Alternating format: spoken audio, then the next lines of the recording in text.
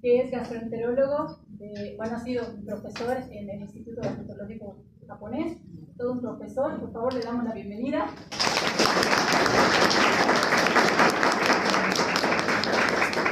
También presentarlo al doctor Alan Conde Lima, que es maestrante de microbiología y también de inmunología.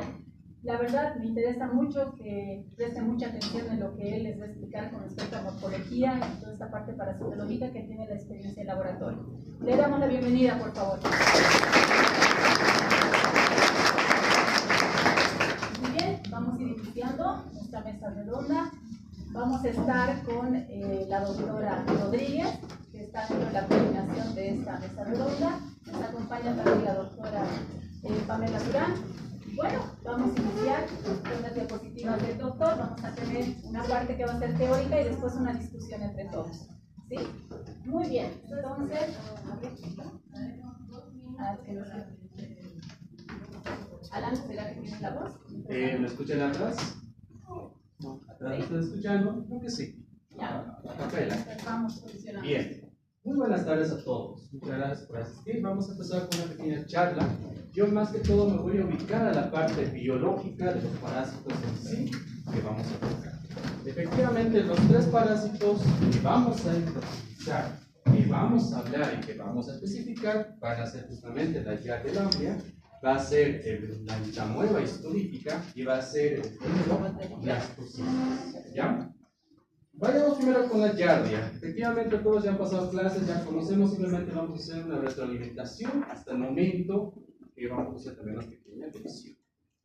Bien, entendemos de que la Giardia es un protozoario que es específicamente flagilado. Entendemos de que el Lamblia en sí proviene de que lo descubrió, que justamente Willem Black, que lo descubrió justamente en 1859. Entendemos de que este parásito tiene dos formas biológicas, una forma de resistencia que va a ser el quiste y una forma vegetativa o invasiva que va a ser el trofozoide. Por el momento hay que entender que este parásito hasta el momento se sigue estudiando, se pudo ver gracias a la biología molecular, encontramos 8 genotipos, de los cuales los primeros 2, o genotipo A y genotipo B, van a ser los más, bueno, pues, comúnmente van a afectar al ser humano. Podemos comprender que estos genotipos van a estar distribuidos y entendemos muy bien que este parásito no solamente va a afectar al ser humano, va a afectar también a diferentes especies de animales. O sea, por ende, eso ya lo hace más complicado esta parasitosis, ¿no? Entonces vemos de que pueden ser mismos animales de sangre caliente, pueden ser rumiantes, pueden ser cánidos y efectivamente también pueden ser algunos anfibios y aves. Ahora, si hablamos en sí de las formas biológicas del parásito, podemos ver aquí que es un trofozoide va a ser bien específico, va a ser bien notorio. Entendemos de que va a tener una forma piriforme, que algunos lo van a ver con forma de pene. Entendemos de que va a tener dos núcleos. Estos dos núcleos van a estar ubicados justamente en un segmento que se va a denominar el disco suctor o el disco succionador. Justamente este elemento es muy importante. Cada microorganismo que han visto hasta ahora, para poder causar alguna patología, tiene que adherirse. Entonces, gracias a este parásito, tiene justamente como estos tipos de puntos bien especializadas, y ese mismo va a ser el disco adhesivo. ¿Ya? Vemos de que estas van a tener 8 flagelos o 4 pares de flagelos. Entonces van a estar dispuestos en flagelos anteriores, posteriores, ventrales y los mismos caudales. ¿Qué es lo interesante de esto? Este estrofozoito, a comparación de otros protozoarios, van a tener un tipo de motilidad, un tipo de movimiento errante. Es por eso que en el momento del diagnóstico, si hablamos de muestras que sean relativamente frescas, y en el momento que vayamos a hacer una observación directamente al microscopio, ese movimiento errante es lo que tenemos que ver para diferenciar de otro tipo de agentes biológicos. Vemos de que aquí va a tener unos flagelos muy fuertes. Entendemos que van a estar conformados por el famoso axonema 9+2. Quiere decir que todos los microtúbulos van a estar justamente ordenados en hileras y van a estar justamente como una pequeña fila que va a estar cerrada, y entendemos que va a haber dos internos. Y eso es lo que lo hace mucho más móvil, por decirlo así. ¿Me escuchan todos atrás, no? Bien, ahora sí ya podemos bajar el volumen. Bien, entendamos muy bien de que el protozoario en sí va a ser medio como tipo jorobado. Va a tener una formación convexa, un dorso convexo, y va a tener una vientre, por decirlo, que va a ser relativamente cóncavo. A ver, vamos a ver a 3. ¿Qué ha pasado? Por favor. Se me sale la neta.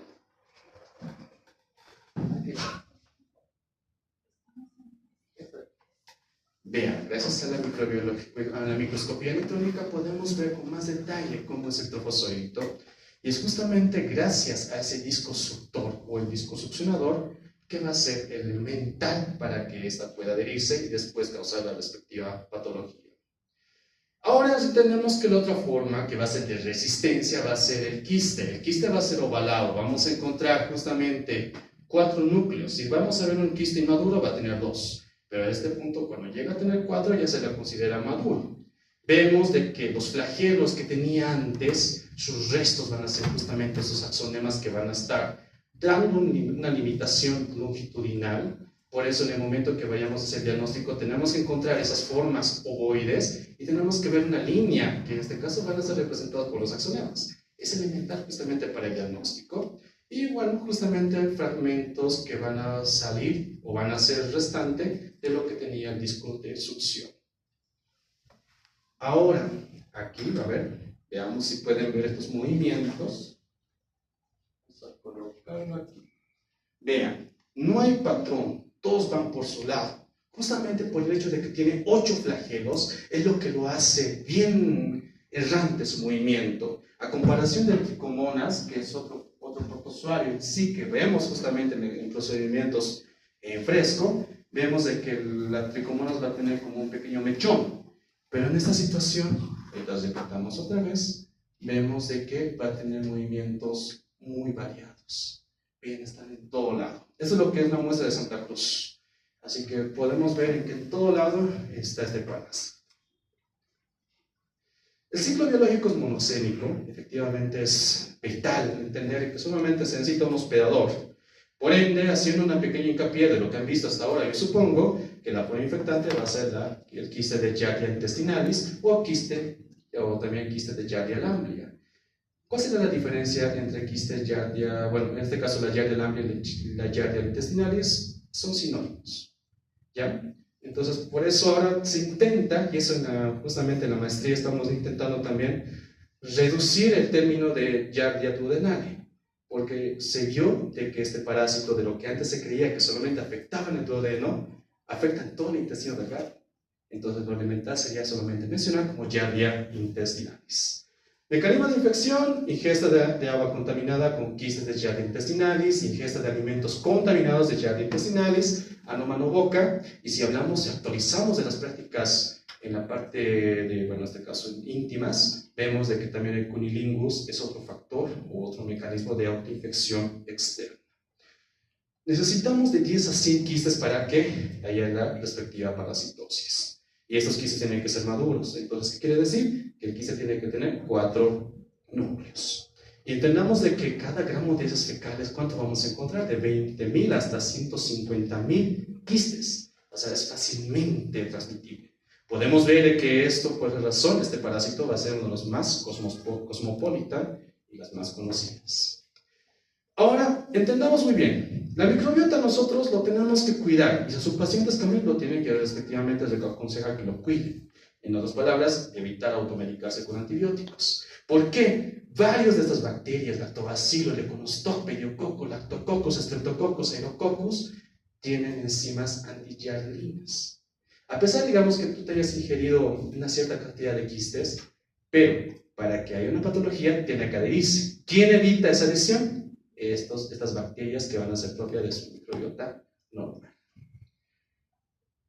Ahora, entendemos muy bien de que para que haya una posible, o en este caso una parasitosis, va a haber cambios a nivel del intestino.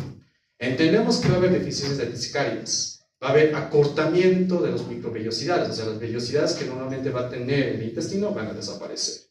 Entendemos que gracias a eso, ya es ahorita las enzimas que vamos a mencionar, va a haber un aumento de permeabilidad, o sea, va a perder agua, electrolitos del paciente.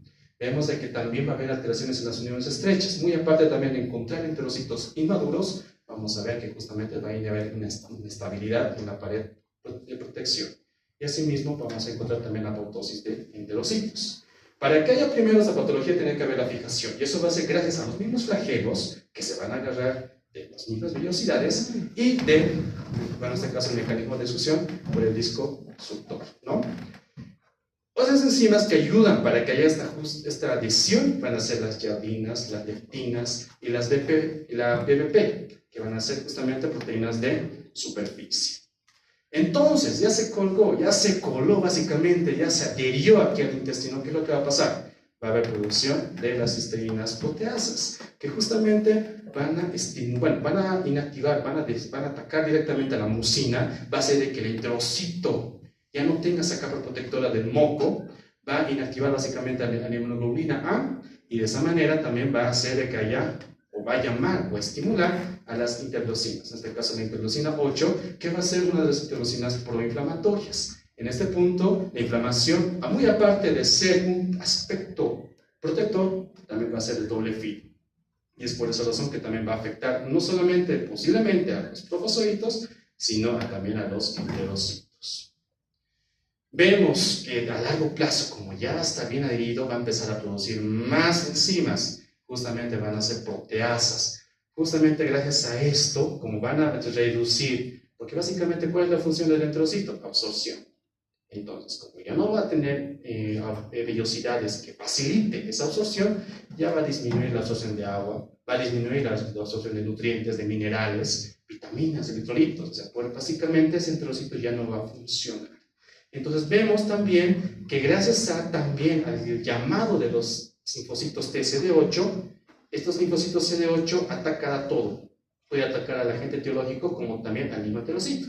Entonces, este enterocito maduro, en todo lado, muy aparte también de ser estimulado para que tenga apoptosis, van a empezar a desaparecer. ¿Qué va a hacer el intestino en ese caso? Va a llamar a más enterocitos. ¿Pero esos enterocitos estarán preparados? No. Entonces vamos a ver más presencia de enterocitos inmaduros que en los mismos maduros. Vemos de que también va a atacar por medio de las enzimas, esas proteasas, a las uniones, por ejemplo, la célula occludens, la caudina, que van a ser elementos que van a mantener intacto, van a estar unidos básicamente los enterocitos de uno a otro.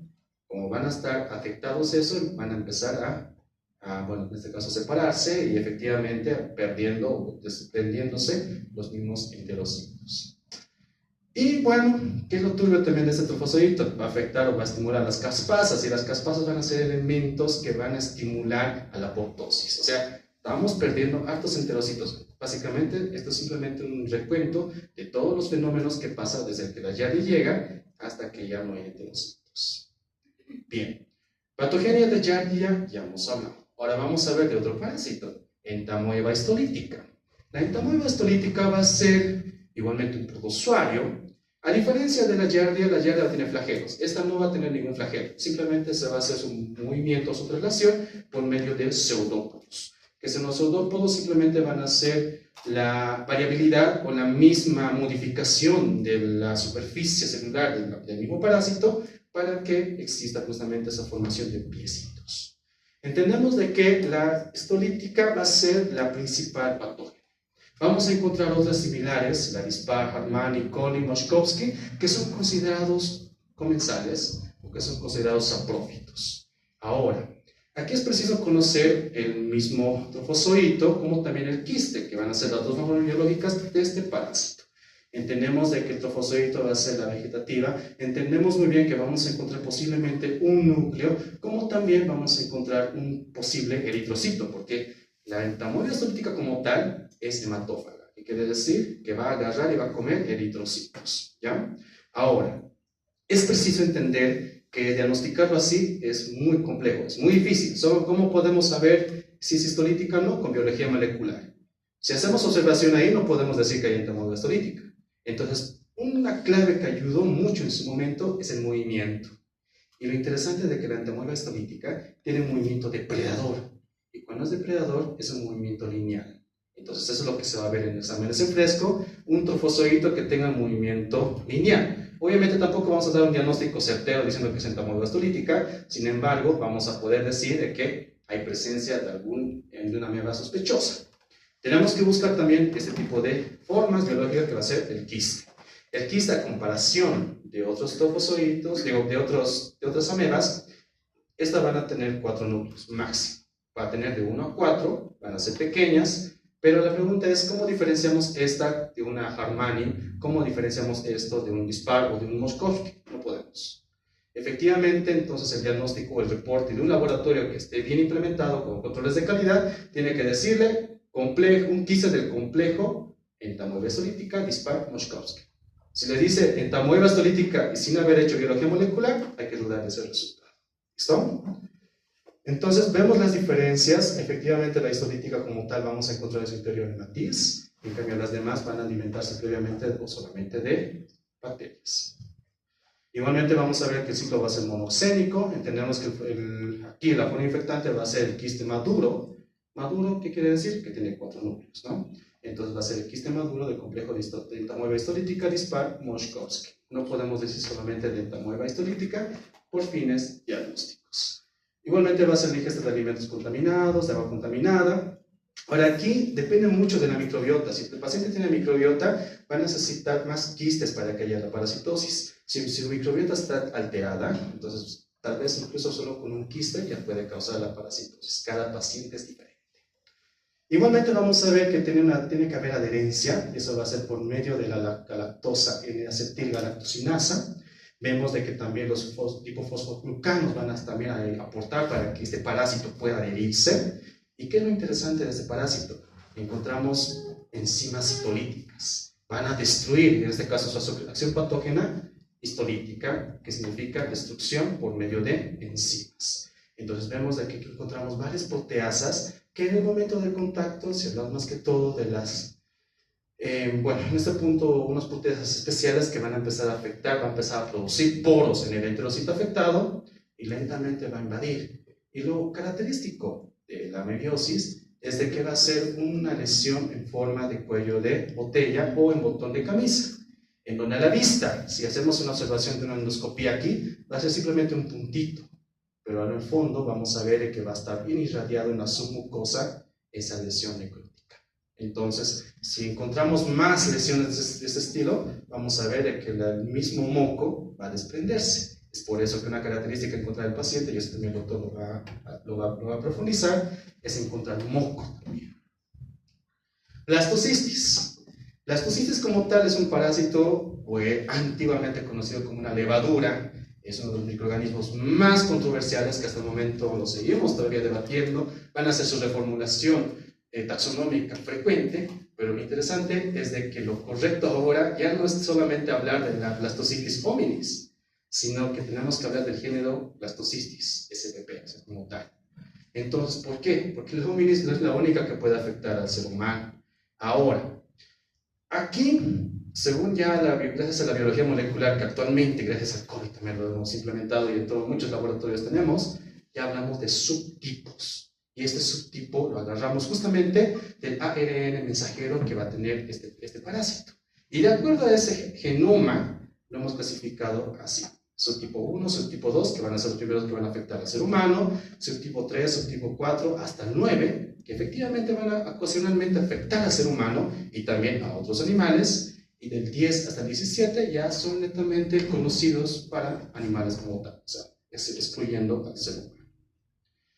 Van a tener muchas formas, incluso hay debates en esto. Va a tener una forma vacular que incluso va a parecer como una pandereta porque va a tener unos pequeños precipitados en la región periférica. Han visto que también tiene una forma granular, como también tiene una forma ameboide y una forma de resistencia quística.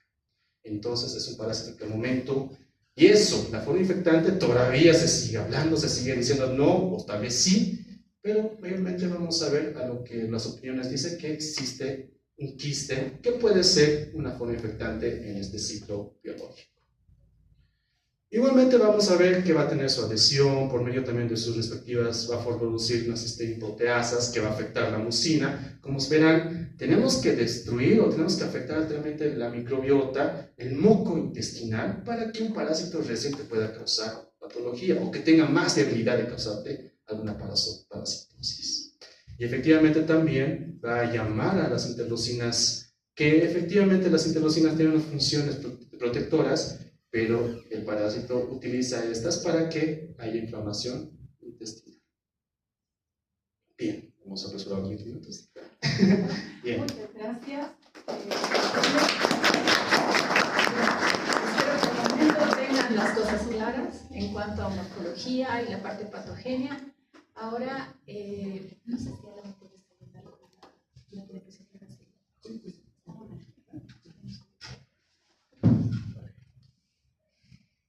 Bueno, entonces ahora vamos a ver la parte clínica con toda la experiencia que tiene el doctor Oscar Calderón. Bueno, aquí le dejo. Muchas gracias por la invitación, les agradezco mucho y a ustedes por su paciencia, por escuchar.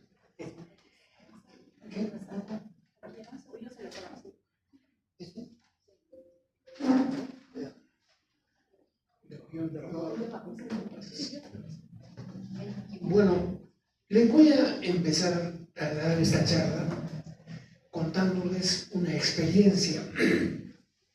Hace muchos años, cuando yo trabajaba en el gastro todavía y era joven, noté que muchos de mis pacientes venían por consulta por distensión abdominal, flatulencia, o sea, muchos gases, botaban muchos gases, en ocasiones muy hedionditos, cuadros alternantes de evacuaciones más o menos normales y diarreas, dolor urente supraumbilical, o sea, por encima del ombligo, eructos, vinagreras. Muchos de esos pacientes eran tratados como gastritis y tenían helicobacter, pero no se mejoraban. Digo, qué raro, ¿no? Entonces empecé a investigar, a estudiar, hacía montones de copoparasitológicos y no encontraban nada, porque muchos laboratorios lastimosamente no le ponen muchas ganas y salen negativos. Hasta que un pacientito insistentemente, doctor, mejóreme, por Dios. Entonces yo le dije, bueno, le voy a hacer en otro lado. Y con una doctora amiga que hizo su maestría en microbiología y parasitología en Europa, en España, le mandé las muestritas y me dijo, oh, pero tiene diarrea. Entonces resulta que retrocedí y empecé a investigar. Y en base a eso, esa es la clínica de los pacientes que tienen diarrea. Les voy a presentar primero una especie de historia clínica, pásame la primera. Entonces, una paciente femenina de 44 años que acabo de ver hace una semana, tenía dolor abdominal urente supraumbilical, que no es lo mismo que decir epigástrico. Vamos a aclarar un poquito la semiología también, porque ardor no significa acidez, no significa necesariamente que el ácido esté provocando la lesión. Cuando ustedes se queman la lengua, les arde, ¿no es cierto? Cuando tragan un api caliente, se queman el esófago, les arde. Cuando se inflaman los intestinos, también arde. Y no tiene nada que ver el ácido. O sea que cuando un intestino, por inervación metamérica, el intestino delgado se inflama, arde por encima del ombligo. ¿Ya? Eso quiero recordarles la semiología porque es importante.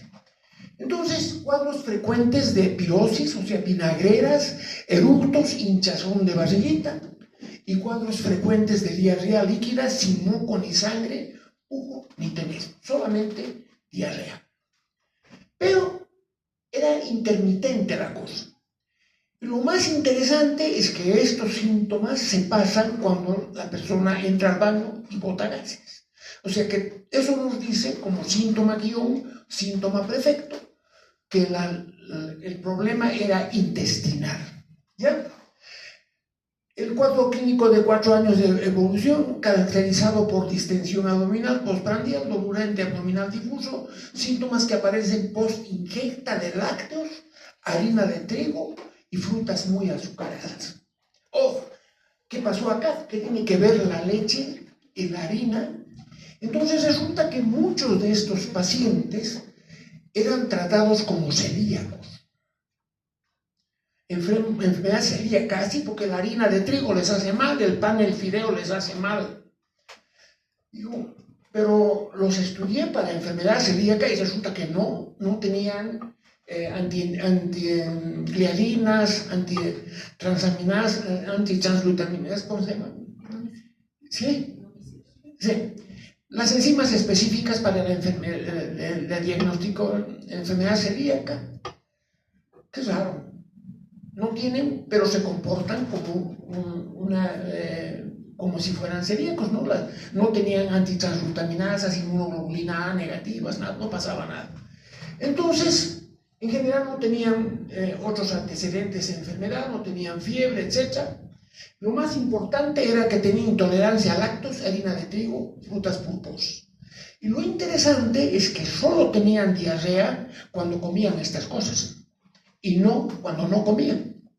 Cuando se privaban, los pacientes estaban bien. Entonces, empezamos a leer. La siguiente, por favor. Nuestros diagnósticos diferenciales, ustedes saben que cuando ven un paciente con diarrea, siempre tienen que hacerse un diagnóstico probable y 2 o 3 diferenciales, ¿no es cierto? Entonces, yo me planteé, es una enfermedad ulcerosa péptica, estos pacientes, porque les ardía por encima del ombligo. Gastritis nomás, o ya con úlcera. Tenían intolerancia a la lactosa, pero es una palabra bien rara, ¿no? Intolerancia a la lactosa. ¿Qué quiere decir eso?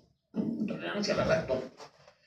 O una mala digestión, o un síndrome de intestino irritable, porque a cada rato diarrea, variedad diarrea. Entonces, resulta que estos eran los diagnósticos diferenciales. Para la siguiente, por favor.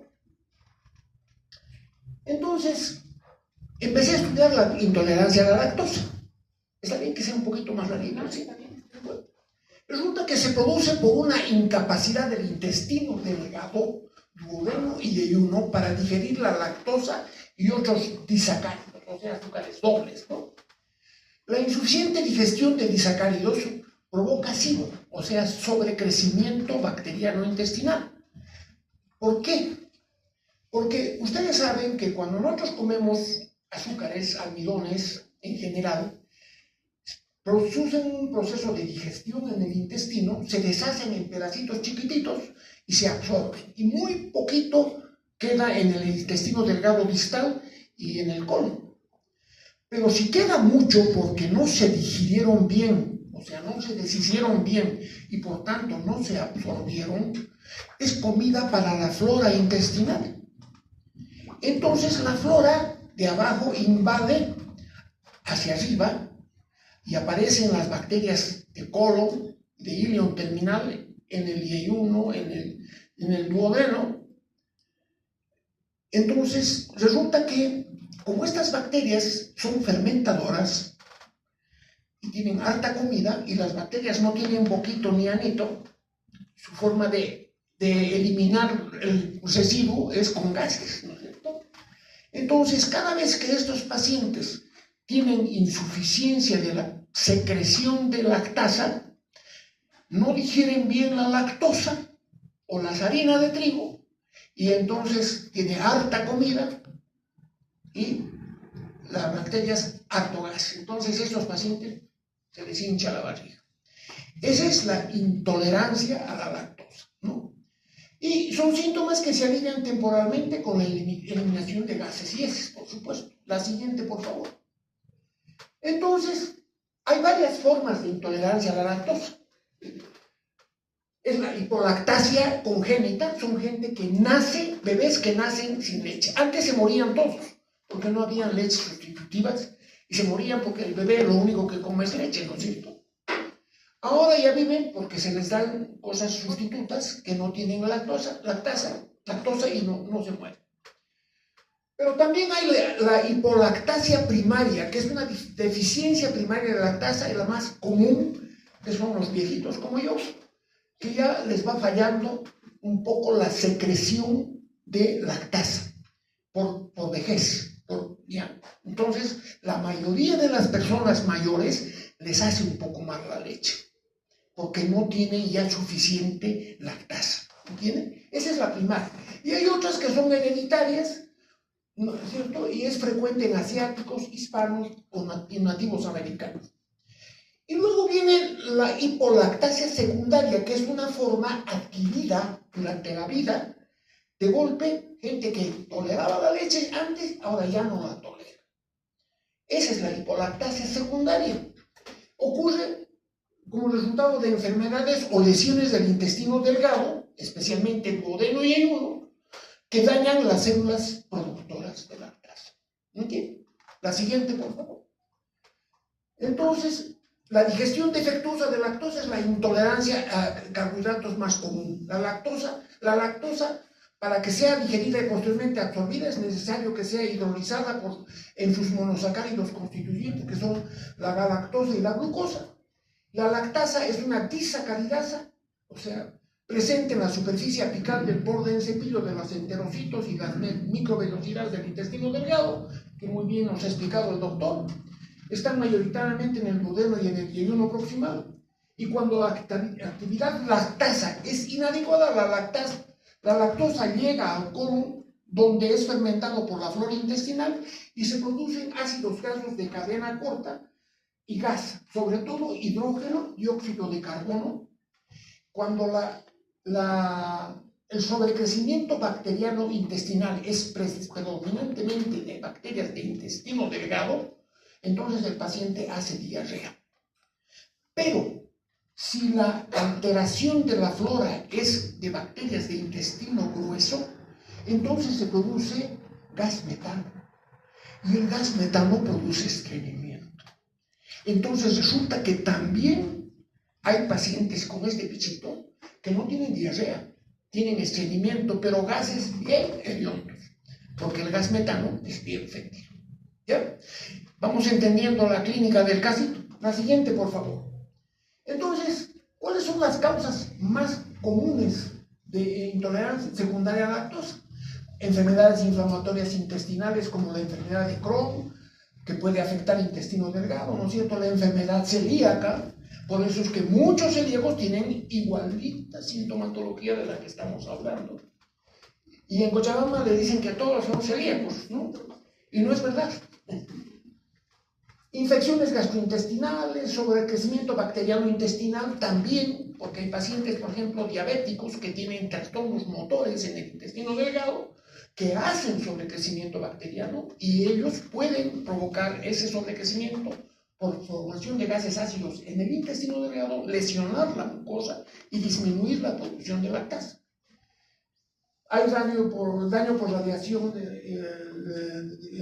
o quimioterapia de intestino delgado, síndrome de intestino irritable, fibrosis quística, uso exclusivo de laxantes, AINES, antibióticos, etc.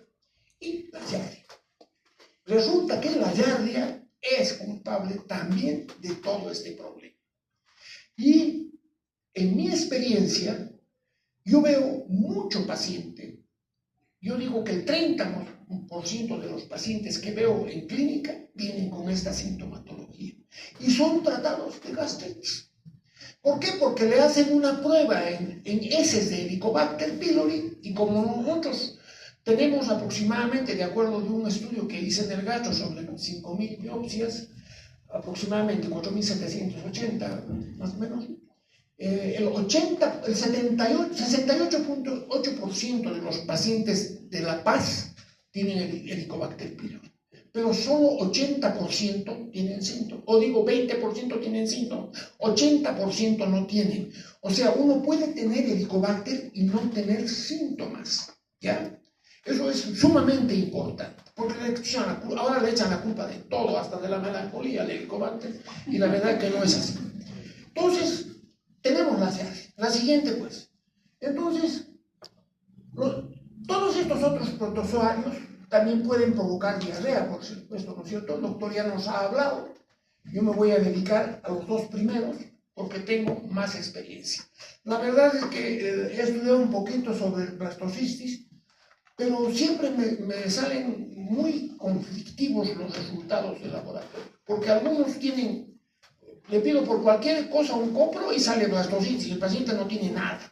Y a otro que tiene diarrea, o sea, es muy difícil de interpretar, creo que eso tendríamos que discutirlo. Por eso les voy a dar, porque yo sí tengo mucha experiencia, porque he trabajado mucho con esto, y con la ameba también. La siguiente, por favor.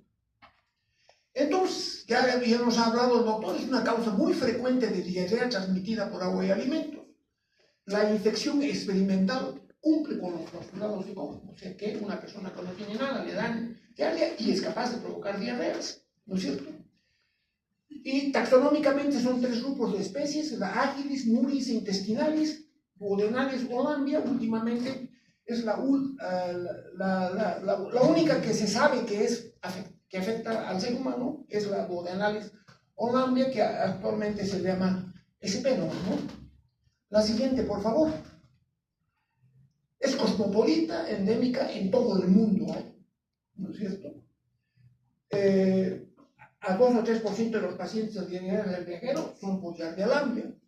Se adquiere la infección por ingestión por vía oral de trofozoitos, fecal oral, quistes o trofozoitos. Es un parásito del intestino delgado. Eso es sumamente importante porque cuando vemos el otro parásito es de colon. Este es de intestino delgado.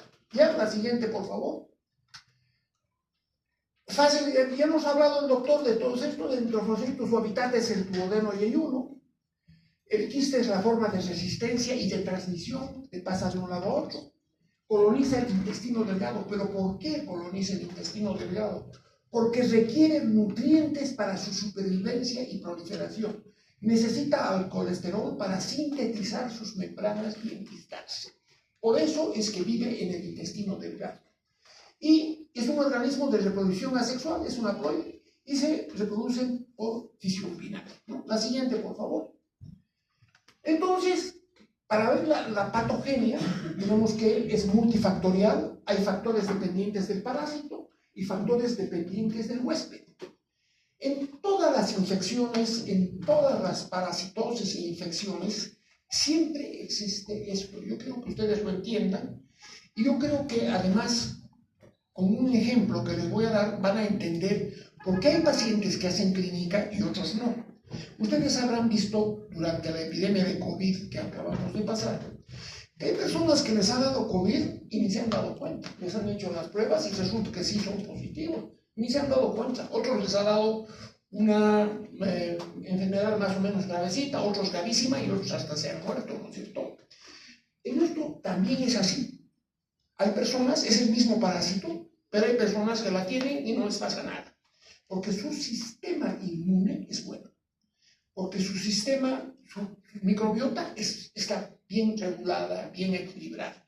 Entonces, hay muchos factores que hacen que hay pacientes que tengan síntomas y otros que no. Sin embargo, en nuestro medio existe este parásito, es muy frecuente. Otra cosa es que no lo diagnostiquen. Y le echan la culpa al Helicobacter a esos pacientes que vienen con ardor supraumbilical, con distensión abdominal. El Helicobacter no produce gases ni diarrea, por si acaso. Nada, es una bacteria que está por debajo del moco gástrico y no tiene contacto directo con los alimentos. No tiene cómo producir diarrea y ni gases, ¿no? Entonces, la siguiente, por favor. Entonces provoca alteraciones histoquímicas en la mucosa intestinal por activación de linfocitos T, las proteínas variantes de superficie se llaman. Provoca atrofia de las velocidades, disminución de la actividad de producción de disacaridasas, lactasa, maltasa, sacarasa, etc. Eso es lo más importante, porque esta bacteria, ese es el mecanismo fisiopatológico porque produce más diarrea. Es verdad que produce inflamación de la mucosa, pero por eso no produce diarrea. La diarrea es porque el paciente no digiere bien los disacáridos. provocando la producción de excesiva cantidad de gases o excesiva colonización bacteriana que sube desde abajo hasta el intestino delgado superior, donde hay mucha comida y donde hay mucha producción de gases. Esos gases son ácidos que producen aumento de la peristalsis, inflamación de la mucosa y provocan diarrea. Por eso es que estos pacientes, cuando no comen lácteos y no comen harina de trigo, no tienen nada. Porque si solamente fuera por acción del parásito, tendrían que estar con diarrea todo el tiempo. Y no es verdad. Cuando hacen dieta no tienen diarrea. ¿Me entienden? La siguiente, por favor. Otro factor dependiente de la diarrea es disminución de la absorción de vitamina B12, alteración del transporte glucosa-sodio. Ustedes saben que en el intestino delgado hay mucha de la absorción de agua, se hace por ósmosis, ¿no? Atraída por el sodio. Alteración de la absorción de desilosa, reducción de la absorción de solutos, y segrega cisteína proteasa IgA1 que inhibe la secreción de inmunoglobulina A. La siguiente, por favor. Y dependiente del huésped, depende de nuestras defensas, inmunodeficiencia humoral, déficit selectivo de inmunoglobulina A, desnutrición calórico-proteica con disminución de enterocitos en las vellosidades intestinales. Esas personas también tienen más facilidad de tener enfermedad. Y lo más importante, la disbiosis, o sea, la alteración de la flora intestinal. El doctor ya lo explicó, pero es muy importante, porque nosotros en nuestro medio le damos antibióticos a todos y por nada, usamos excesiva cantidad de antibióticos por vía oral. Tiene gripe y ¡zas! Le damos ciprofloxacina, ¿no? Al paciente le hacemos pomada a la flora intestinal y el paciente tiene un virus que no le hace nada a la ciprofloxacina, pero le damos. ¿No es cierto? Porque usamos demasiado antibiótico. Usamos demasiado omeprazol. ¿Qué tiene que ver el omeprazol? El omeprazol inhibe a la secreción ácida. Es lo único que hace, no es protector gástrico. ¿Y qué hace el ácido? El ácido es el principal desinfectante de la comida. Entonces, si ustedes a un paciente con diarrea le dan un omeprazol, le están facilitando la entrada de más bacterias y alterando más su microbiota a este paciente. Y estos son los pacientes que activan la virulencia de la diarrea. ¿Entienden? Es sumamente importante. La siguiente, por favor. Si están un poco cansaditos, díganme, porque son muy largos yo. ¿No? Depende en gran medida de los factores inmunos del huésped, de la virulencia del parásito y factores medioambientales, ¿no es cierto? La mayoría de los pacientes dice que no tienen síntomas. Yo acá veo mucho paciente con esa sintomatología y ustedes cuando ya ejerzan, se van a acordar de mí, van a ver mucho paciente con intolerancia a la lactosa. El periodo de incubación de la enfermedad es sintomática entre 3 a 45 días. La siguiente, por favor. Muy bien, ya les he hablado de todos los síntomas, lo importante es la diarrea, deshidratación de lactosa, estreñimiento, puede haber, si es gas metano el que se produce como mayor cantidad, porque son más las bacterias de colon las que han aumentado. Esas bacterias son todas de gas metano y el gas metano produce espasmos intestinales y provoca estreñimiento. Se llama ahora estreñimiento metanogénico, así se llama actualmente, ¿no? Puede producir muchos gases, esteatorrea, bueno, dolor, distensión abdominal, fatiga, falta de apetito, cansancio, pérdida de peso, vómitos, moco en sangre muy rara vez, fiebre extremadamente rara, no hacen fiebre los pacientes. La siguiente, por favor. Entonces, ¿cómo se hace el diagnóstico? El doctor ya nos ha explicado. Actualmente los métodos de contrainmunoelectroforesis, inmunofluorescencia y la detección por PCR es muy importante. Y lógicamente también la visión del parásito en microscopio, ¿no es cierto? Por parásito. La siguiente, por favor. Ya los casos. ¿Cuál es el tratamiento? Pues son nitroimidazoles. El metronidazol, el tinidazol, el ornidazol o el cenidazol, cualquiera. Yo últimamente estoy notando mucha resistencia al metronidazol. Y he tenido muchos pacientes que han resistido. No tanto al tinidazol ni al cenidazol, que lo suelo usar en dosis doble por 3 días, durante 2 gramos cada día después del almuerzo, van bastante bien, pero le agrego nitazoxanida al paciente. O en pacientes, he tenido pacientes que han estado con diarrea y han sido tratados de todo. Estos pacientes con diarreas intermitentes, con estos síntomas, 10 años. Tengo una paciente que tenía diarrea. Con lo único que se ha curado ha sido con furazolidona. 100 miligramos cada 6 horas, 7 días, descansando una semana y otra vez. La furazolidona no existe en nuestro medio, pero sí hay en el desaguadero. Y es barata, más de 120 pesitos, 60 comprimidos, con 58 estamos servidos, sobran 2. Pero no es mucha plata, lo difícil es ir hasta el desaguadero, pero se consigue, les doy el dato, porque he visto mucha resistencia a la furazolidona. ¿Alguna preguntita? Terminemos ya. Bueno, yo creo que al final vamos con las preguntas, Ya. ¿no? Entonces hablamos de ameba. No voy a hacer tan largo. Siguiente. Entonces vamos a empezar igual con una historia clínica, ¿ya? Para que entendamos mejor. Masculino de 24 años, soltero. Motivo de consulta: diarrea con moco, sangre, pus, pujo y tenesmo. ¿Saben lo que es el pujo?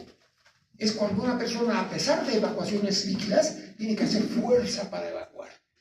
Y tenesmo es la sensación de que no ha terminado de evacuar, ¿no? Entonces son pacientitos que hacen caquita como api. Como api, ¿ya? Les duele bastante la. Sin antecedentes patológicos de importancia, ¿quién refiere como antecedente haber estado de viaje en México y 2 días después de su llegada presenta diarrea con moco, sangre, pus, tenesmo, dolor abdominal difuso? No refiere fiebre tampoco, ¿ya? Al examen físico, dolor en ambos flancos, sin defensa muscular voluntaria, leve taquicardia, peristalsis muy aumentada. ¿Qué diagnósticos presuntivos haríamos con esto? Una diarrea del viajero, una disentería vaginal, una disentería mediana o una colitis ulcerativa. No sé si conocen esas enfermedades. ¿Qué diferencia hay entre una diarrea y una disentería? La diarrea es una diarrea que puede tener un poco de moco, pero casi siempre es más líquida y no tiene sangre. La disentería es una diarrea que tiene estos síntomas: sangre, moco, pus. ¿Me entienden? Tiene pus. Por eso se la ve como api, porque es entre rojo y blanco. ¿Me entienden? Esos son los síntomas típicos. O sea que si un paciente a ustedes les viene con diarrea y el copro dice quistes de ameba histolítica y no tiene disentería, busquen otra cosa. Esa es una ameba dispar, no es una ameba histolítica, ¿ya? Para que la ameba histolítica sea patógena, es invasora. Eso yo me he formado en mi especialidad en México, y en México la ameba mata. En México nosotros veíamos pacientes, porque además es capaz de invadir órganos, es capaz de invadir el hígado, hacer abscesos hepáticos avenianos, abscesos cerebrales. Hemos incluso drenado abscesos pericárdicos en pacientes con amebas, ¿ya? Entonces la ameba es siempre invasora. La patógena es, como el doctor nos explicaba, emite seudóporos y come glóbulos y come tejido. O sea, la ameba cuando está haciendo daño, hace úlceras en el codo. ¿Entienden? No puede haber un paciente con amebiasis que solo tenga diarreita. Esa ameba está calumniada. Es una dispara, no está haciendo nada en esa, porque solamente son quistes. Ustedes tienen que ver, o el laboratorista tiene que decir trofozoitos en ameba hematófagos, que tiene que decir que tiene glóbulos rojos en su interior. Entonces decían, y además tiene que haber hecho API, tiene que haber botado una evacuación así. Si no es así, está calumniada. La pobre no es así, no está produciendo nada. ¿Me entienden? La siguiente, por favor. La disentería es una enfermedad infecciosa intestinal que se caracteriza por diarrea severa, a menudo con sangre, moco, fiebre, dolor abdominal. Bueno, lo de la fiebre lo vamos a dejar para la otra diarrea, causada por diversas bacterias, parásitos. Es importante destacar que el término disentería engloba diferentes formas de infecciones intestinales, siendo las más comunes el género Shigella, ameba intestolítica y ameba histolítica. Yo hice un trabajo hace muchos años en el gastro de pacientes con disentería y con el INLASA. Trabajamos con el INLASA y yo le pregunté cuántas entamebas histolíticas había encontrado, como 80 que habían recolectado, de que le habían dado de diferentes laboratorios al INLASA, y ninguno era de ameba histolítica, todos eran Shigella, eran disenterías bacilares. Unos años después, cuando ya no estaba haciendo el estudio, recibimos 2 o 3 casos separados de disentería amebiana, pero todos habían estado en el Brasil o en México. Ninguno era oriundo de aquí de La Paz que haya hecho disentería amebiana en La Paz. Ni en La Paz, ni en Oruro, ni en Potosí no existe la entameba histolítica, es decir, por lo menos así que produzca diarreas, disenterías. Yo nunca he visto, he trabajado 40 años en el gastro, disenterías amebianas, no he visto nunca. Disenterías bacilares, muchísimas, pero amebianas ninguna. Pero les cuento por qué. Porque van a haber disenterías y ustedes tienen que tener una composición del lugar del problema, ¿no es cierto? Si están viniendo de zonas tropicales, probablemente sea amebiana, porque es más frecuente en zonas tropicales que en la altura de La Paz. La siguiente. Entonces, como les digo, hay muchas causas. La siguiente, por favor. De nuevo. La amebiasis es un patógeno frecuente en zonas tropicales, causa diarrea, disentería, en algunos casos la muerte. Había un profesor mío en México que decía: la ameba hace todo lo que hace un león, incluido comerse un hombre. Porque nosotros veíamos mucha gente que moría con amebiasis, ¿no? Pero en México había mucho. Son 2 especies morfológicamente iguales, o sea, si vemos en el microscopio son idénticas. Son la histolítica y la dispar. Hay otras más, pero esas parece ser que pueden ser identificadas por algunas características especiales. Pero estas 2 son idénticas. La siguiente, solamente que la dispar no hace nada y la otra sí. La siguiente.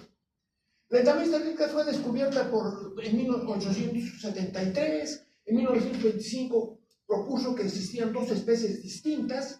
Cuando yo estaba en México la llamábamos la cepa Laredo, a la cepa dispar. Era la cepa Laredo la que no hacía daño, ¿no? En 1978, Sargent diferenció la variante de patogenia de entameba histolítica y una no patógena mediante patrones electrofóreticos isquémicos. En 1993, demostró que realmente eran 2 especies diferentes. Y en 1997 la Organización Mundial de la Salud recomendó que se diferencien las 2 especies para efectos de diagnóstico y tratamiento, ¿no? La siguiente, pero nuestros laboratorios no lo diferencian. Es una pena, pero la verdad es que no lo diferencian, ¿no? La siguiente. Entonces, 2 formas de subclorita, quistes que son estructuras redondeadas de 10 a 16 micromilímetros con una cubierta gruesa que presenta en el interior 1 a 4 núcleos. Bueno, el doctor nos ha dado ya muy bien esta parte, ¿no? La siguiente, por favor. El ciclo de vida se inicia con la ingestión del quiste infectado, infeccioso. La pared del quiste es reblandecida por los jugos gástricos, se enquista en el intestino grueso. Este es un parásito de intestino grueso. El otro era de intestino delgado, ¿no? Y se rompe el quiste, pasa a ser trofozoito y luego otra vez al quiste para que sea eliminado y contagioso a otras personas. La siguiente, por favor. Es la 4ª causa de muerte en el mundo debido a infecciones por protozoarios. Están primero el paludismo, el chagas y la leishmaniasis, ¿no? La amebiasis puede transmitirse a través del consumo de agua, incluso en naciones desarrolladas, dado que no se usan marcadores parasitológicos para determinar la pureza del agua, más frecuente en zonas tropicales. Una cosa que me había olvidado decirles: el agua de La Paz tiene yardia. El instituto, la Universidad Mayor de San Andrés han hecho un estudio de agua y demuestra que el agua de La Paz tiene yardia también. No tiene entameba, pero tiene yardia. Y las lechugas de Río Bajo tienen yardia. Está demostrado por estudios que ha hecho la Universidad Mayor de San Andrés, esta universidad. Entonces es más frecuente esto, como les decía yo, en zonas tropicales, no es tanto acá, pero hay que saber, porque si viene un paciente de zona tropical y viene a La Paz y tienen que saber, porque el único tratamiento es con nitromidazoles, no se cura con ninguna otra cosa, con antibióticos ni con nada. La siguiente, por favor. Entonces, la patología es la colitis sanoviana, que produce úlceras en ciego, sigmoide y recto, y produce una disentería, puede producir lo que se llama el megacolon tóxico, el paciente puede morir por destrucción del colon adentro y una peritonitis generalizada que no lo saca nadie, ¿no? Puede producir apendicitis amebiana, amebomas, curiosamente produce la generación de una reacción de crecimiento de tejidos en el ciego, que se llama ameboma, que hay que hacer diagnóstico diferencial con un cáncer de colon, y puede producir abscesos hepáticos y cerebrales. Son terribles estos abscesos. La siguiente, por favor. La infección amebiana presenta un amplio espectro de manifestaciones clínicas. Bueno, como les digo, como en todas las cosas, hay pacientes que tienen, inclusive la patógena, y su sistema inmune es tan bueno que no les hace enfermedad. Eso en todas las enfermedades sucede, ¿no es cierto? La colonización asintomática ocurre en el 9 al 90% de los casos. La colitis amebiana puede ir hasta la peritonitis, la mediasis extraintestinal, entre los cuales se destacan la mediasis cutánea, el absceso hepático. Hay que hacer diagnóstico diferencial con la disentería bacilar, es lo que les decía yo, la shigella, y con la colitis ulcerativa. Yo tuve la curiosidad de ver en el año 1982 una paciente que llevaba varios meses siendo tratada con numerosos medicamentos y tenía una diarrea severa. Esta paciente tenía diarrea con marco, sangre, pus, pulpo y tenesmo, era joven, solamente le voy a decir su nombre, Patricia, pero no su apellido. Era una chica joven que tenía hasta 20 evacuaciones por día y todos los coplos eran quistes de ameba histolítica. No había un solo trofozoito. Yo la vi, fui al laboratorio del bioquímico que hacía los laboratorios y le dije, doctor, pero no hay un solo trofozoito hematófago acá en las muestras. ¿Cómo le dice usted que son amebias si esto no hay ningún trofozoito? Le hice una colonoscopia y lo que tenía era una colitis ulcerativa crónica específica, una enfermedad autoinmune. Le dimos el tratamiento y hasta ahora sigue viva, ¿no? Gracias a eso, porque estaba mal diagnosticada y mal tratada y ella se estaba poniendo muy grave. Y es por eso que hay que aprender esta enfermedad, porque existen otras enfermedades que tiene uno que saber hacer el diagnóstico diferencial. La siguiente, por favor. Ya termino, no se preocupe. Durante mucho tiempo se utilizó el copo parasitológico para la visualización del quiste y trofozoito. El descubrimiento de Entamoeba dispar, la cual es idéntica morfológicamente a la Entamoeba histolítica, resaltó las diferencias del método de copo parasitológico. En su lugar, actualmente se usan pruebas basadas en la detección de antígeno en heces, fácil de realizar y de bajo costo. Y el PCR, como siempre, en tiempo real, es de excelente rendimiento. La siguiente, por favor. El tratamiento, pues, es en base a metronidazol. Pueden también usarse secnidazol o nidazol, pero en la amebiasis, lo bueno es que también cura abscesos hepáticos amebianos y en otras partes. Cura también las manifestaciones extraintestinales de la amebiasis. El metronidazol 500 miligramos para adultos cada 8 horas es el tratamiento ideal, ¿ya? Pero si son niños de 35 a 50 miligramos por kilogramo peso dividido entre estomas, es la otra forma para niños, ¿no es cierto? Pero este es el tratamiento. El metronidazol también podríamos usar los otros, pero yo aconsejo siempre usar metronidazol. La siguiente. Muchas gracias.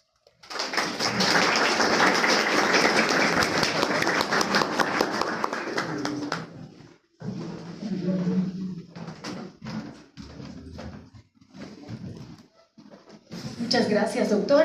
Bueno, ahora sí, por favor, tome asiento, doctor. Bueno, ahora vamos a seguir con ronda de preguntas y algunas discusiones que tengamos. Les pido, por favor, las preguntas, mis queridos alumnos. Buenas noches, doctores. Bueno, una pregunta que tengo es respecto a los mecanismos de evasión que tiene Giardia. cómo evade el sistema inmune. Eso no sé si nos puede explicar, por favor.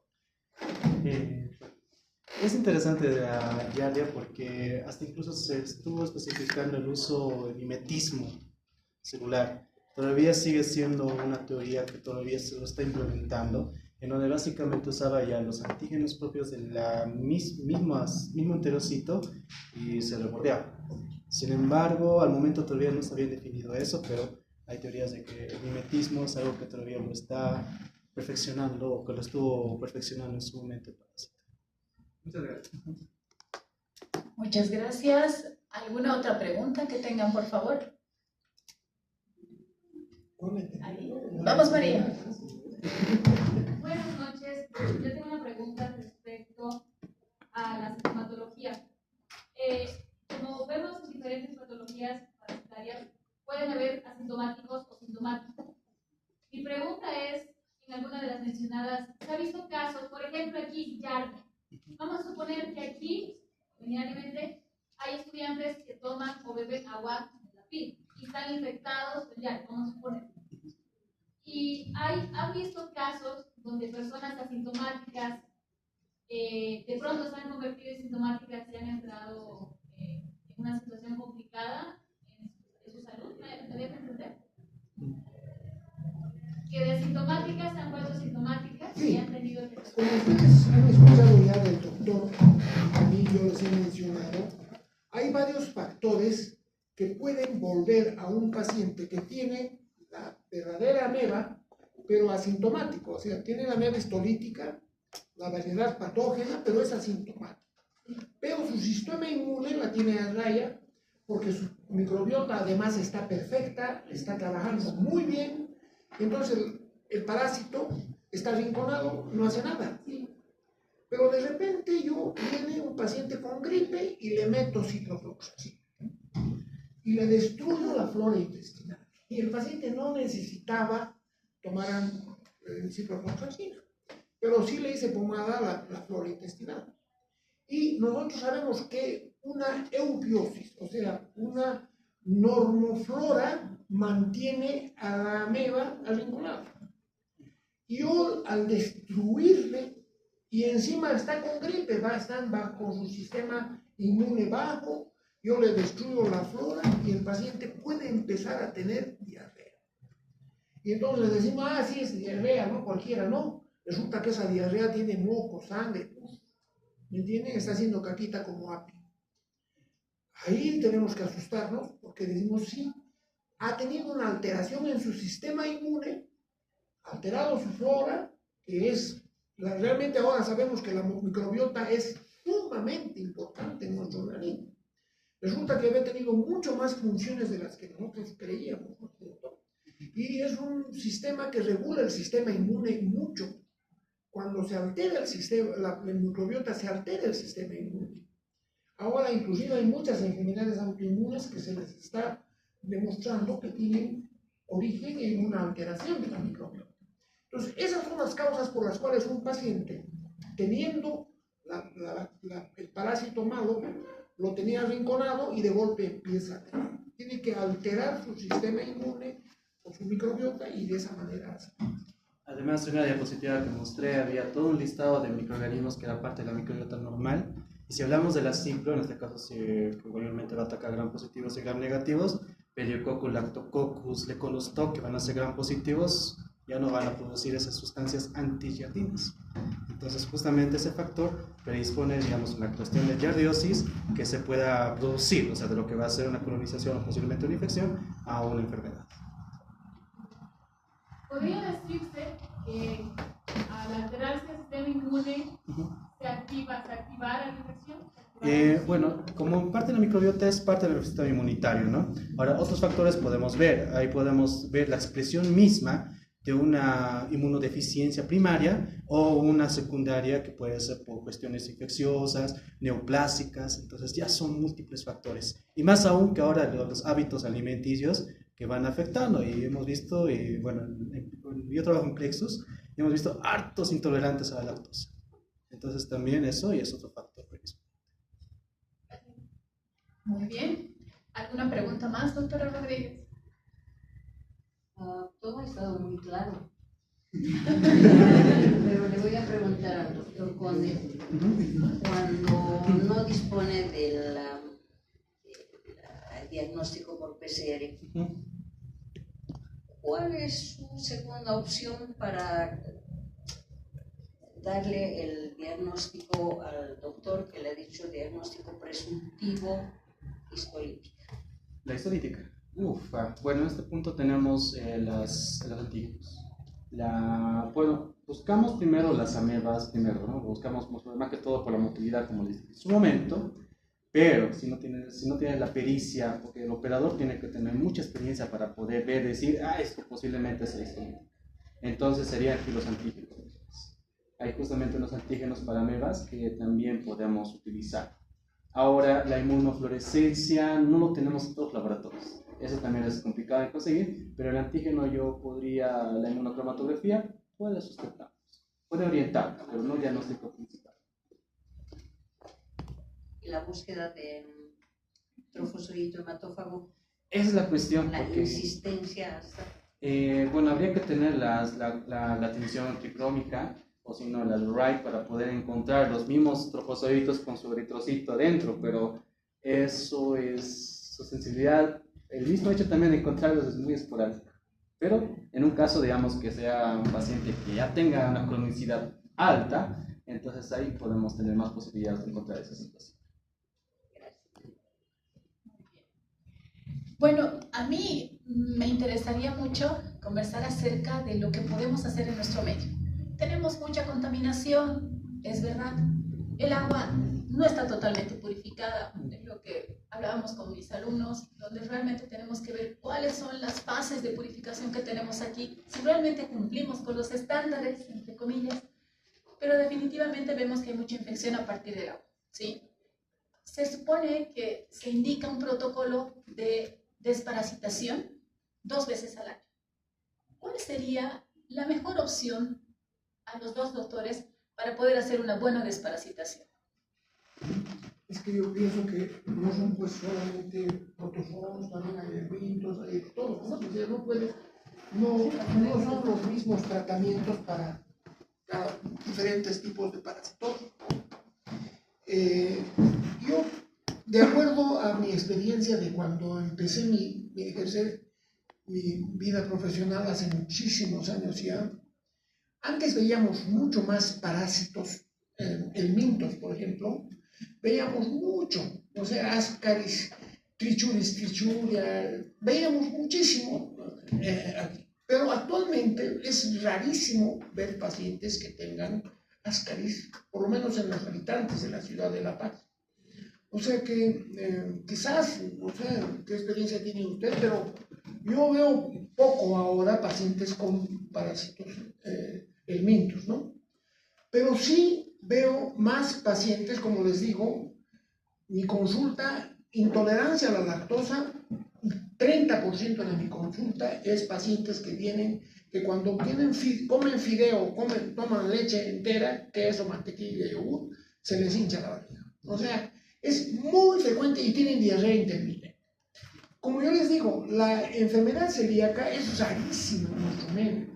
Y he hecho también un estudio donde hemos investigado inclusive la parte genética, HLA de Q2, de Q8, nada, no tienen nada.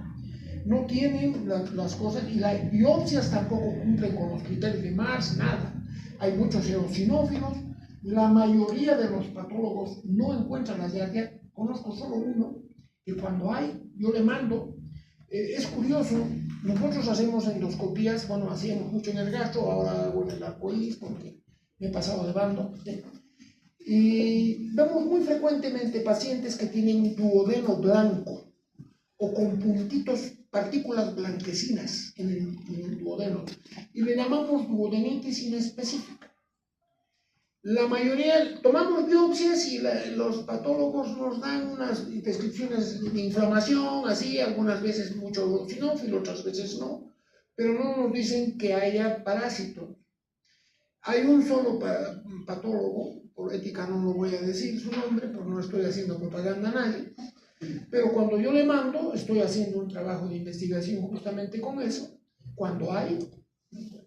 Es verdad que hay otros pacientes que tienen atrofia duodenal, ¿no es cierto? No sé por qué, pero la tienen. Sus duodenos son planos, no tienen los pliegues normales de Kerning, ¿no? Y esos pacientes, muy delgadita la mucosa, la biopsia sale atrófica, esos pacientes tienen hiposecreción de lactasa, tienen síntomas, pero no hay nada, en el copro no hay nada en nada. Esos pacientes tienen insuficiencia de lactasa, probablemente secundaria, alguna infección que tuvieron durante muchos años, qué sé yo, ¿no es cierto? Pero yo, para hacer tratamientos así en general, quizás recomendaría que usen secnidazol, por ejemplo, dependiendo kilo-peso, pero en adultos 2 gramos con una vez para hacer tratamiento profiláctico sería suficiente para mí, para toda la parte de protozoarios, si es que no tiene síntomas. Darles metronidazol no, porque hay que dar mínimo 7 días cada 8 horas para que sea eficiente el tratamiento, si no, no. Entonces, si se meten con metronidazol, o le dan bien o no le dan, ¿no es cierto? Entonces, puede ser mejor el secnidazol o el tinidazol, que se pueden dar solamente en una dosis, y con eso dejas desparasitas de protozoarios, ¿no? Ahora también yo considero que hay que partir de la educación misma de la población, porque hacer tamizajes, primero hay que corregir el bloque parasitológico sea seriado. 2, hacer que el laboratorio haga mínimo reach, sedimentación, porque no lo hace. Muchos laboratorios, a lo que pude ver en la parte privada, no lo realizan. Entonces ahí tenemos varias fallas. 2, ahora dar tratamiento. No, aunque bueno, hemos visto casos de disminución de casos de parasitosis por el COVID, porque han dado albendazol así a todo dar. Entonces, lamentablemente ya no vemos parásitos, o sea, para mí que me encanta ver, pero bueno, el punto es de que la cuestión es que un tratamiento así de rebaño tampoco es adecuado. Ahora, yo pienso que, volviendo al inicio, partir de la educación a la población. Desde ahí podemos hacer como estudiantes, como médicos, hacer el diagnóstico, hacer la parte del énfasis de clínica y correlacionarlo con el laboratorio. Esas dos cosas nunca van a estar separadas. El laboratorio tal, eso sí, la clínica manda, pero el laboratorio es como, sin laboratorio los médicos simplemente somos como soldados sin fusil. Entonces, por ende, tiene que estar relacionado, tiene que haber un pensamiento integral. Entonces, por eso yo pienso que más sería una educación. Ahora, ha disminuido casos hasta actualmente porque ya incluso en la misma cloración, en la misma filtrado, el mismo tratamiento de aguas en general, ha mejorado. Pero igualmente la yarda es clorresistente, así que tenemos que buscar otras maneras. Por eso yo pienso que sería primero iniciando desde la educación a la población. ¿Por qué? La misma ebullición del agua, ¿cuánto será nuestro medio? 77 grados, 88, y eso mínimo incluso. ¿Cuánto tiempo tiene que pasar? 15 minutos. Nosotros vemos de que ya está ebulliendo y lo apagamos. Tiene que pasar más tiempo. Ahora, ¿cuál es lo contraproducente? El agua se va evaporando. Entonces, ahí es donde nosotros, digamos, tenemos que hacer entender, y más aún al paciente que va a estar en su casa, explicarles en palabras relativamente entendibles, porque al fin y al cabo él es el único perjudicado o beneficiado en esta situación. Una cosita que quería yo decirles con respecto a los tratamientos que usted propone, doctora. Cuando tengan pacientes con diarrea, por favor, no le pidan Vidal. Apoyo. ¿Saben qué pasa? Si el paciente no tiene clínica, no tiene fiebre, la salmonela es una bacteria que produce bacteremia. Y si dice bacteremia, produce fiebre. No hay salmonelosis sin fiebre. La verdadera salmonela, la patógena, de cualquiera de sus variantes, siempre produce fiebre. Y dolor de cabeza, y malestar general, y decaimiento, porque tiene bacteremia. Y la reacción de... ¿Ustedes saben cuántas cepas de salmonela hay? 2.500 cepas de salmonela. Y de esas ni 40 son patógenas. Pero todas producen por reacción cruzada Vidal positivo. O sea que si ahorita yo les hago un Vidal a los presentes, ahorita, más de la mitad tienen Vidal positivo, sin tener ningún síntoma. Entonces, cuando tengan pacientes con diarrea, primero, háganle clínica, tómenle la temperatura, la frecuencia cardíaca. La verdadera salmonella typhi produce fiebre, bradicardia relativa. ¿Qué quiere decir? Normalmente en otras infecciones las personas tienen fiebre y taquicardia que van juntas. En cambio, la fiebre tifoidea puede tener 39 de temperatura y solo 90 de frecuencia. Cuando tienen en otras infecciones, tienen 110, 120 de frecuencia y 39 de temperatura. Entonces, si no tienen clínica, ese Vidal no sirve para nada. ¿Y por qué les hablo en este momento? Porque dan antibióticos sin necesidad y eso altera la flora intestinal. Y eso nos trae que el parásito cobre virulencia, no teniendo, y el parásito de ser inofensivo, ahora sí resulta que sí es inofensivo. ¿Me entienden? Entonces, a eso viene lo del Vidal. Olvídense del Vidal, la clínica es más importante. ¿Sí? Bueno, señores estudiantes, en realidad todo lo que tocamos aquí con respecto a la parte clínica, dense cuenta que son detalles que ustedes tienen que ver en sus pacientes. ¿Cómo hacerle un laboratorio a un paciente si no saben qué es lo que van a pedir y por qué lo están pidiendo?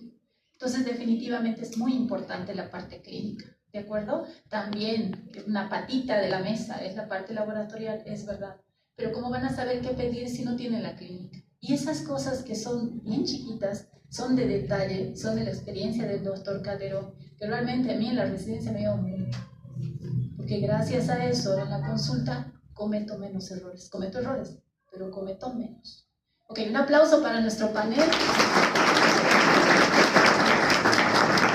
Muchas gracias por estar aquí. Y nada, hasta la próxima vez que los podamos invitar a los doctores nuevamente.